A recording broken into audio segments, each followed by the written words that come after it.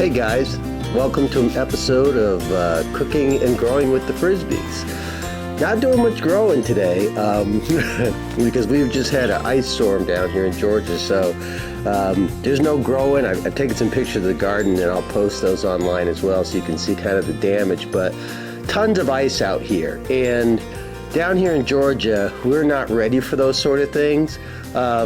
So it literally shuts the whole city down, which it did over the past couple of days. Temperatures aren't going down. So the ice is going to stay around. And some of it's starting to melt. It's 2 o'clock on the 11th of January, I believe it is, Saturday the 11th. And it's still 30 degrees outside. So this ice really isn't going anywhere. I can hear some of it dripping a little bit. But one of the dangers that we have down here in Georgia, because we're not prepared for these types of things, is that our power lines and things, especially out where Beth and I live, is above ground.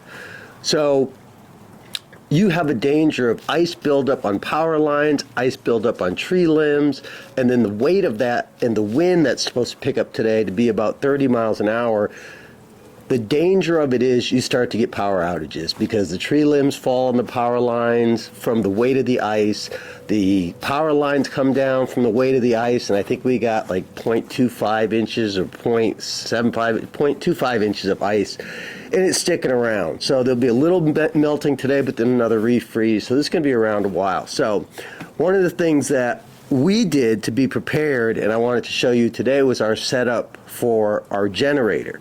This is a Duromax dual fuel XP 13000, so 13,000 watt generator, and I wanted to show you the setup that I have. So we were prepared, and I rolled this out so when and if the power did go out, and for whatever length of time, we were prepared. Now this dual fuel that I have, it runs off of either propane or it runs off of gasoline. I don't like to use gasoline because this isn't something, I mean, we bought this a year and a half, 2 years ago, and we haven't used it. So what I don't want to do is go through the hassle of gas in here and then having to treat it, having to take it out. So my option is to go propane. Now I know that also Duromax makes a tri-fuel with natural gas, and I might just get another one because we have natural gas in the house, and I would just have them hook a line up to that, and then you just have this ongoing long-term resource of natural gas that won't stop even if the power grid goes down. Because you're limited as to how much gas is. I think this is like a 5 or 6 gallon tank. It'll probably go for about, I don't know, depending on the load that you put on it, it could go, I don't know, 12 to 15 hours. We wouldn't put a ton of load on it, and I'll show you what the entire setup looks like. So I've gone propane. And it's a cleaner burning fuel. So yes, does it give off a little bit of carbon monoxide, which is a danger? It gives off more carbon dioxide as a byproduct than carbon monoxide.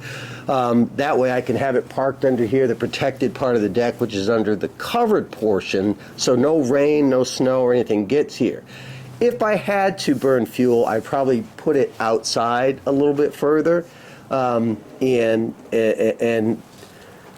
let it exhaust out that way so that I didn't have it close to the house and we wouldn't have any unexpected danger. But I wanted to take the time to show you what we set up for us and the way we had it wired into the house. It may be of interest, it may be of help. I'll get another generator, and I won't get rid of this one because once we go to our property, which we're dead set on getting in 2025, we'll have a barn, and I think that we'd be able to set one up for the house and set one up for the barn for the animals if we have weather like this, because animals deserve to be warm too. So I'm just going to show you the setup here. I'm going to hook it all up. And let me show you the other piece I've got here. So propane tank, you got your 13,000, and then you've got your 50 amp cord. And the 50 amp cord will plug right into here, and then it'll plug right into the house. So I'll be right back. So I want to come over here and show you. So what I've got here as well, got a 50 amp cord that's going to plug in. and then that is going to come over here, and this is what we had wired to go into the house. So it's a 50 amp plug, just opens up, the plug just goes in there and it twists and it locks into place, and then that will go run from there over to the generator over here. This is about a 15-foot cord, and I'll probably get a longer cord, to be honest with you. They're very expensive. I mean, that cord cost me quite a bit of money. So you'll see it'll just come over here and it'll plug into that 50 amp socket right there. Now let's go on in the house and see what the setup is inside. Okay, so this is the setup inside the house. Now, the actual, and pardon any mess that you see down here, we got to get rid of some stuff. That's where I was standing, was right there outside. That's where that plug is, like right behind the refrigerator, and then it runs up along, see if you can see that. It runs up along there. It's the black cord, and then it comes down right here, and it's wired into this box right here, which is then wired directly into my circuit panel over here, my main house panel over here. Now, so how does all this work? So here's the panel. Let me lift this cover up. So there's the cover, there's the panel right there, as you see it. There's a lot of things that I can run. So everything you got to be concerned about is load, obviously.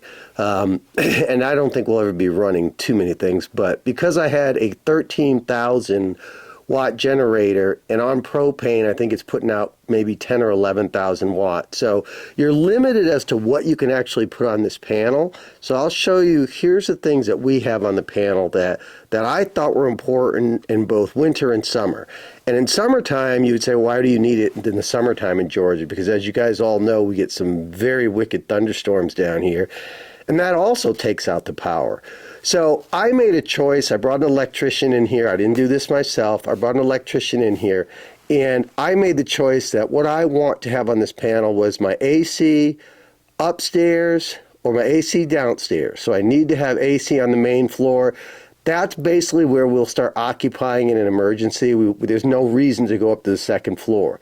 So I've got my AC on the main floor. This is summertime. Then I've got my main floor refrigerator GFIs. So that runs everything in the kitchen, basically. All my kitchen GFIs. So I can still have coffee. We can still do some cooking in there. Our stove upstairs, as you've seen in our cooking videos, is actually gas. So we don't have to worry about that there. And then for winter time, which we're talking about right now, and an ice storm had the power gone off, you want heat. So I've got, again, the main floor heat. I have 2 units in the house. One is upstairs, one is downstairs. But as I said, in an emergency, we'd come down to the main floor, just live in the family room and all that, which you guys have seen in the video. So obviously family room, main floor, that gives you all your lights, all your televisions. We have a gas fireplace. That would be a source of heat for us as well. So family room, main floor. You got main floor bedroom, or guest room. So we've got a full bedroom in the back. It's a pull-out couch. Right now it's kind of a man cave bar room. And it's a pull-out Tempur-Pedic couch with a full bathroom back there, so that's where we would reside. And then all the kitchen lights, we want that. Master bedroom. So again, we want to go upstairs, we want to take a shower up in the master bedroom. That's where all your hygiene products and all that are. Instead of moving it all downstairs, we still have the ability to go upstairs, take showers, and be in the master bedroom. And if we wanted to, there's a portable heater up there that I could plug in and run as well. And then the basement fridge and the plugs down here in the basement. That's important because, as you guys know, we have a lot of food and stuff down in the refrigerator. The beverages, not so much, but all the frozen foods and things like that, you definitely want to keep an eye on. So the only thing that I don't have down here, I don't have a main shutoff breaker for this panel down here for the main outdoor power. I do not have that down here. So what I would have to do is go outside to the main box and shut it off once I turn this on. And why do I do that? The reason you do that is because when those line guys go out there and start restoring power, you don't want power from your generator going back up through live into those lines and electrocute the guys that are trying to work. So basically what I would come is I would start my generator. Right now you can see it's on the line outside, so I would flip these off. Those are my main breakers. all of these I would just shut off here. I would start the generator, let it run for a bit, flip that up to generator up here, and then start flipping on the breakers that I need. So obviously like A and B right now, I don't need that. So when you start talking about load, that's for the AC unit. Don't need that. So this is like the heating units, and then they're all marked, furnace, all that. So you make the choice of what you want to flip on. But I wanted to show you guys it because it's interesting and I haven't gotten to use it. Luckily we made it through the night with power and everything was fine. But I wanted to show you this setup because in emergency situations you want to have power. And I just and those Generac systems, I think that's the name of it. They're just, I looked into that, the automatic systems, and man, they're like, God, $15,000 was a quote, and I said, not a chance. So the propane, you see I've got a propane tank that's sitting right there. That's a 40-gallon propane tank. And then I've got like 5 other 20-gallon propane tanks as well. And then what I did as well for this emergency, I didn't know if it went down, how long it would be down. I said, hey, you know what we need to do? We also need to make sure that, oof, sorry for the mess back there. That's all our growing racks, which, you know, and yes, we're getting ready for that. I just said, you know, we need to make sure that we have this and we have the power set up and ready to go so that we have all the creature comforts and we're not down and out. And that unit that we bought 1.5, 2 years ago, I think it cost me $1,500, and then have the panel wired. That cost me about $700. So all in all, I think we were just over $2,600 to ensure that we feel secure that we have power either in the winter storms or in summer thunderstorms and things like that. So I'm going to go back outside and I'm going to set this thing up for you guys so you can see it run. Okay guys, so I mean, those of you that have generators, you know how to operate these things, but I'm just going to run through the process with you. So as you can see right here, I've got my 20-pound propane tank, and I actually, not all my tanks have meters on them, so I put that gauge on there to help me know when something's full or empty.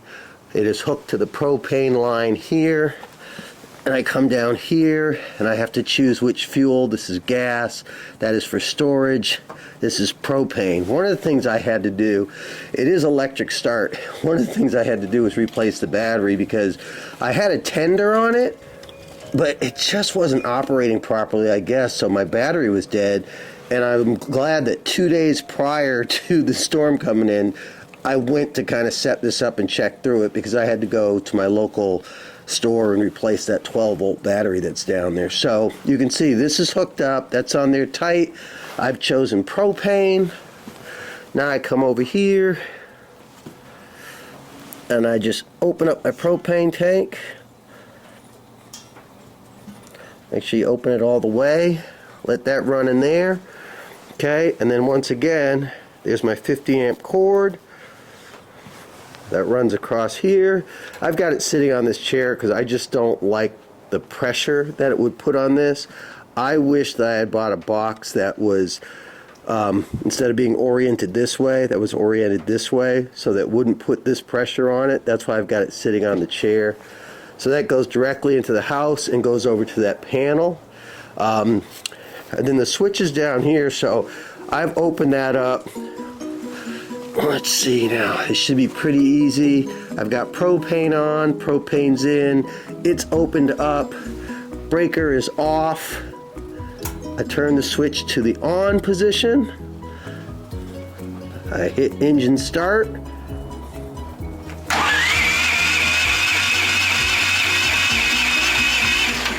She's trying. Sometimes I have to... There we go. Now, it's a little loud, I know, but I guess the only people that's going to disturb is my neighbors. But hey, when I want power, I want power. So all I would do in this instance right here, I'd let it warm up, come in here, flip that breaker on, power then engages here. I can plug other things into there if I want to, and she's up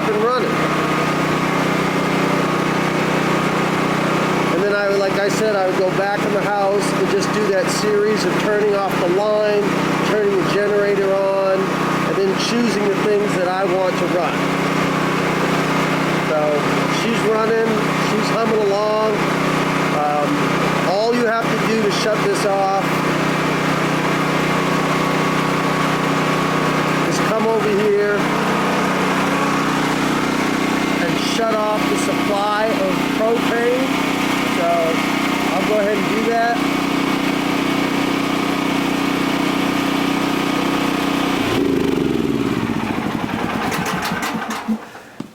And I'll shut my power off. And the reason that I do that is because to shut the propane off at the source like that, I do that so that I know that there's no more propane left in that system when I do unhook it. So that is my Duromax XP13000 dual fuel setup that I have at our house. The main living area is about 3,600 square feet. Basement's not finished. Not really worried about that, except for powering the refrigerators and things that are downstairs and some of the outlets and the lights. And I think when I have the switches on that I need, it's probably going to pull a 60%, 70% load, maybe not. And then, you know, I have to check. That's why I got the larger tank, because when you're burning through that fuel like that, I want to be able to, you know, come out here and monitor it every 4 hours. A 20-pound tank, they said, will probably go about, I don't know, 5 hours given the load that you put on it. I've got 5 of those in a 40-pound tank. So if I needed to, I've got 3 5-gallon cans of fuel out in the garage that if this were to last 2 or 3 days, I would put fuel in it and just make sure that I burn through it, and then I would probably siphon it out after I was done, because I don't like leaving fuel in there. So that's it, guys. That's the setup. Thought you might be interested in it. Little Acorn Farm is definitely under the weather here. Go out here and take a quick look at this. Look at that. That is just a winter wonderland with a lot of ice.